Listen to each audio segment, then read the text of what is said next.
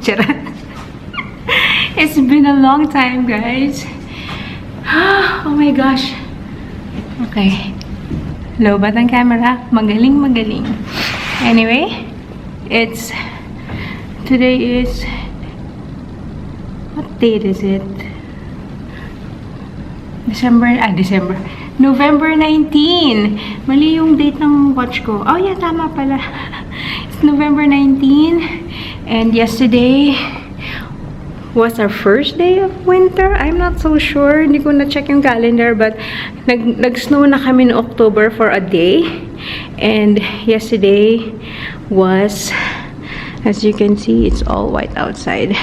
Nung madaling araw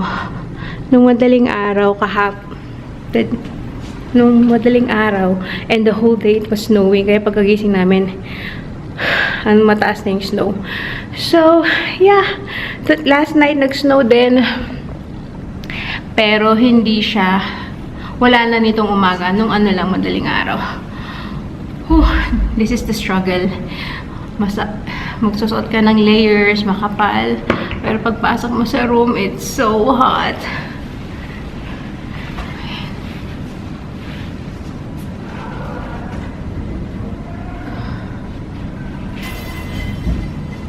Alright, so come and work with me today. Meron tayong wala kang class today, but I have work. And dito ako nag-work sa school kasi mamaya may ganap. Today is the graduation or convocation ceremony of those who finished nung August. Today yung kanilang marcha. And nag-volunteer kami ni Jen sa mismong ceremony. And that's gonna be 12 o'clock ang call time namin. And may work ako ng 8 to 12. So, instead of working from home, dito ako nag-work para pagka-log out ko, diretso ako. Kasi the ceremonies will be held dito sa Jubilee Auditorium sa school. So, I'll show you that. For the meantime, let's have some breakfast. Dumaan ako ng Tim Hortons as usual. I have sausage, parang McMuffin, sausage muffin and vanilla cold brew. I'll be assisting this morning sa isang webinar that's hosted by the International Center. I'll be like moderator, answering Q&As. Hindi ako magkisalita sa webinar itself. Wala ako sa video. Well, I can turn on my camera daw, sabi nung contact kahapon. Contact? Basta yung in charge. Sabi niya, you can choose to turn it on or off. Mag-off na lang ako. Kasi hindi man ako magsasalita doon. I will be basically monitoring the Q&A and answer the questions if I can or if it's within my jurisdiction. So, yun. And then, after 2 hours yung webinar, and after the 2 hours, I'll be answering phones. That's why I brought my headset with me. And yeah. So, lobat yung camera ko. I'm not sure if it's even gonna make it until wala akong dalang charger. So, good luck. Anyway, see you later, guys. Let me just have my breakfast. Good morning! I missed you. Charot. I'm done working, guys. It's 12 o'clock na and I need to run dun sa aming, dun sa auditorium for the graduation. 12 o'clock ang call time namin, mga volunteers, but the exact or the, anong tawag dyan? The convocation of the ceremony itself will start at 1. So, yes, let's go. I don't think I'm gonna bring my camera. Iwan ko yung gamit ko dito dahil nga I'm gonna be busy. So, yes. Bye.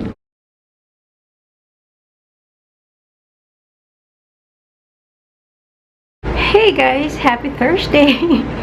Hindi ko na natuloy yung vlog ko the other day. That was Tuesday. Sobrang na-busy doon sa, like I mentioned, hindi ko dinala yung camera ko doon sa auditorium kasi wala din akong bulusang paglalagyan. So, hindi ko siya nadinala. And after that, hindi na ako nakapag-vlog. Sobrang pagod din the next day. And sobrang pagod ako nung pag-uwi. Tapos, ano ba kahapon? yeah. Anyway, so, mag-vlog tayo today. Actually, I have a class at 11 o'clock. Meron akong class kanina ng 8. Hindi ako pumasok, guys, kasi grabe yung weather. Grabe ang weather. Ang lakas makatamad. Magdamag kagabi na nag-snow. So, ito po tayo. Ang sitwasyon natin today. Ang kapal-kapal na ng snow. It's been snowing for the past, since Monday. On and off, pero madalas yung snow nagaganap pag madaling araw, yung during overnight, kumbaga. Pero wait. Ayun, so kadalasan overnight yung snow since Monday, Thursday na ngayon. Pero yesterday, maghapon din nag-i-snow. Kaya sabi ko, ayoko pupasok ng 8 o'clock kasi ang Thursday ko 8 to 10, tas 11 to 1, tapos 6 to 9. O, diba? Sinong gaganahan yan? Pero, luckily, yung today ko na 6 to 9 is nag-email yung prof namin na online kami. So, ang papasukan ko today is 11 to 1. Tapos, meron akong sinign up na workshop sa school about applying for work permit after graduation, yung PGWP application workshop siya. So, attendan ko na lang since, malapit na tayo, guys. Ito na to. This is it. We are in the last few weeks ng ating last semester. The finals week is on December 11 to 16. Last day of class namin is December 16. So, may finals ako nun. Kaya, ayun, nakakatakot na yung finals. Anyways, OOTD tayo dito. Papatong po kayo sa Catherine ni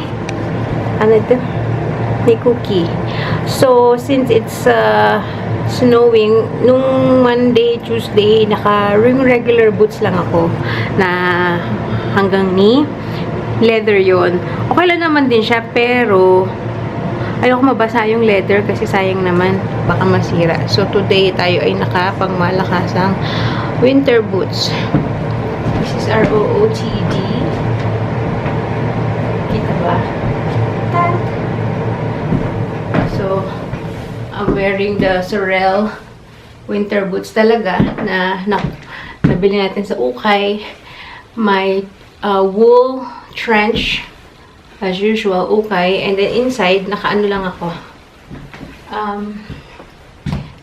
Sweatpants na terno. So, yun. Tapos, meron tayong scarf. And yeah, we need to go na. Mag-alas 10 na. So, tara, let's bagets. Oh, and by the way, tayo ay mag-shades. If you haven't seen my collab video, yes, my very first collab, Firmu reached out to me if I wanted a collab with them. So, they sent me this sunglasses. And, yeah. When it's snowing, mas matindi yung sikat ng araw. So, dapat nag-shades. Kasi, diba, nagre-reflect yung ilaw or yung sunlight sa snow. So, grabe yun din yung ng liwanag. So, kailangan naka-shades. And meron pa tayong nag-reach out ulit sila sa akin if I wanted to another collab. And syempre, of course, why not? Meron pa akong dalawang sunglasses on the way. Yeah. Anytime this week siguro dadating. And I need to make a video for that. So yeah, let's go na, guys. Let's go to school. Ito na tayo sa school. Whew. May time pa. I'm gonna get some coffee. Okay, guys. Tapos na kami dun sa workshop. And it was very helpful kasi we went through the application. Alam niyo yung video ko na study permit application is basically that, but we did for the post-graduation work permit or PGWP. And kung may magtatanong in advance, no, hindi na ako gagawa ng video for that. Ang masasuggest ko is kung yung schools nyo merong ganitong kind of session that will help you. Kasi yung nag-assist sa amin or yung facilitator kanina sa amin is immigration advisor.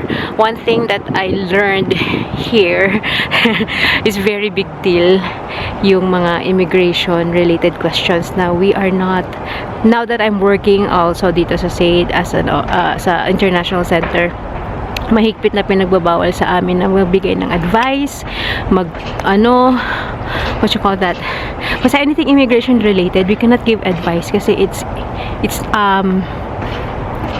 hindi kami authorized to give advice. So I'm not gonna do the walkthrough anymore, although they know kasi nung nag-apply ako ng ambassador before, sinend ko yung video ko, yung naggawa ako ng study permit, ganyan, and in-advisean ako na before na, although nothing wrong with dun sa video ko, pero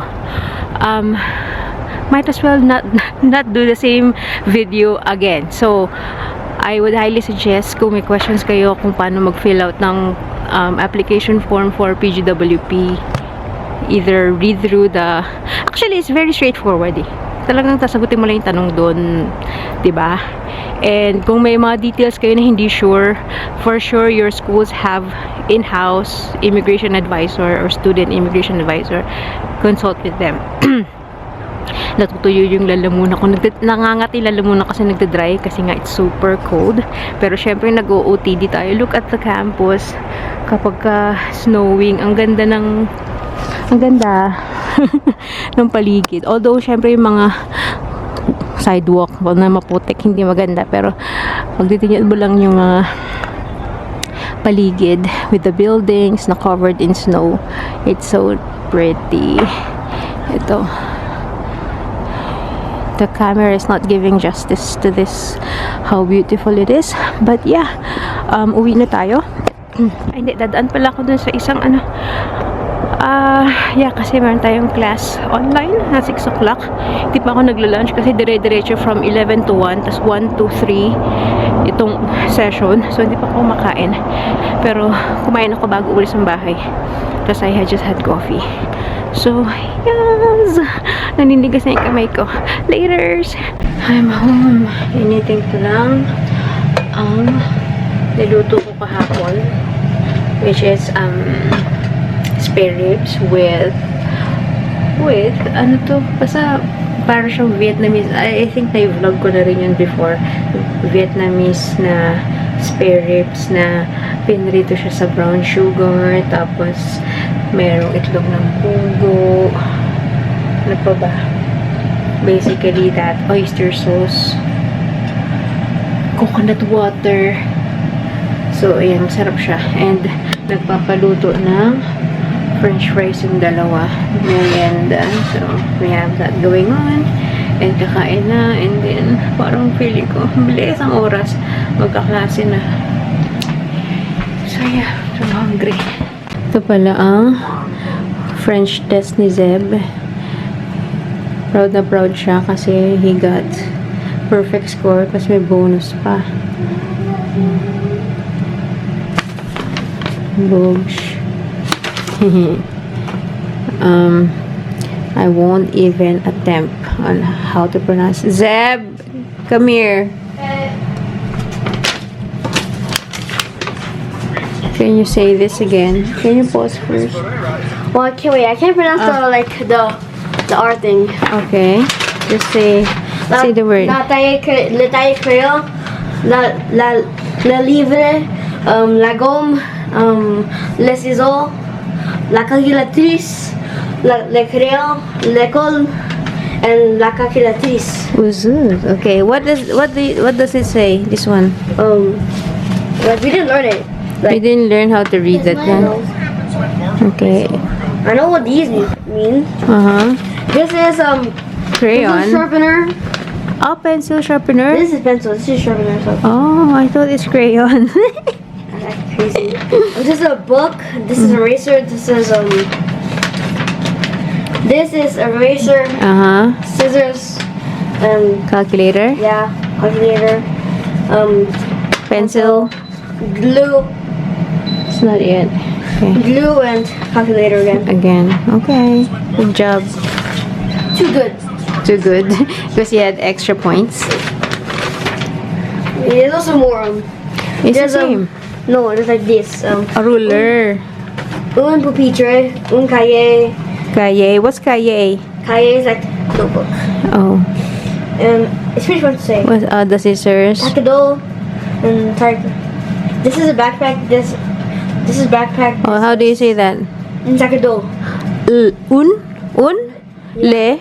Un or le? Like, Un sakado. yeah. And this is this is a desk. Okay. Good job. Too good. Okay guys, I'm getting ready sa aking online class. Actually, very grateful na minove niya ng online tong class namin today. Because, ang hirap labanan ang lamig. Mamaya pag uwi, I'm gonna join. Andiyan na sila. Wala, nakakamera sila. Bakit sila nakakamera? Why? Is he starting now? Next to my headphones. Yeah, he's starting now. Okay, so, Oh, but can you all hear me? yeah.